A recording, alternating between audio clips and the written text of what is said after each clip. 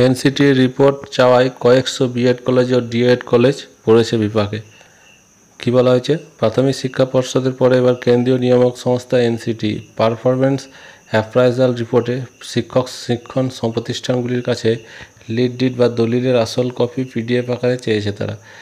একই সঙ্গে দিতে হবে ভবন ও ক্যাম্পাসের ছবি।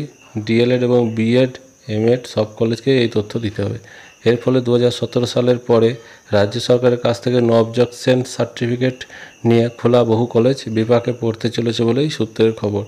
বর্তমানে এই রাজ্যে কলেজের সংখ্যা 1280, তবে তার মধ্যে 600টি খোলা হয়েছে 2017 সালের পরে। 300টি ডিএলএড ও 300টি বিএড কলেজ খোলা হয়েছে বলে তথ্যবিজ্ঞ মহলের দাবি। তবে এদের ক্ষেত্রে অনেকই খামতি আছে বলে অন্দরের খবর। সেই সময় শিক্ষামন্ত্রী ছিলেন পার্থ চট্টোপাধ্যায় এবং প্রাথমিক শিক্ষা পর্ষদের সভাপতি মানিক ভট্টাচার্য।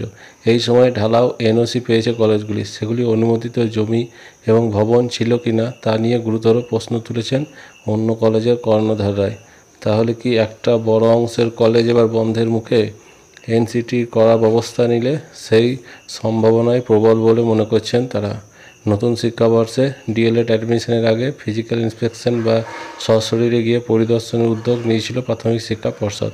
তবে পরিকাঠামোর অভাবে সমস্ত কলেজে তা করা যায়নি। যেগুলিতে হয়েছে তাতে সঠিকভাবে সব কিছু খতিয়ে দেখা গিয়েছে কিনা সেখানে হচ্ছে প্রশ্ন। তবে কেন্দ্রীয় নিয়ামক সংস্থা যেভাবে আসল ছবি পিডিএফ আকারে চেয়ে পাঠিয়েছে তাতে সমস্যা হবে যোগ্যতা মানের নিচে থাকা কলেজগুলির।